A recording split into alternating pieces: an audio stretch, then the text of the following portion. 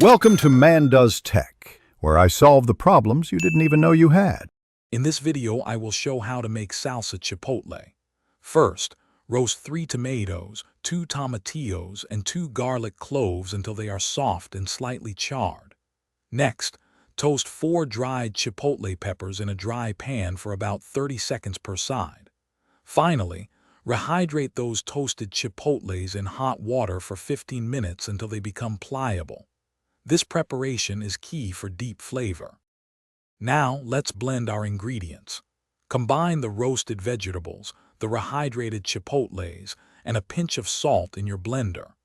Add about 1/4 cup of the chipotle soaking water to help achieve a smooth consistency. Blend everything until it's completely smooth, ensuring there are no large pieces left. This creates the perfect base for your delicious salsa. Next, we'll simmer the salsa to develop its rich flavors. Heat 1 tablespoon of oil in a saucepan over medium heat.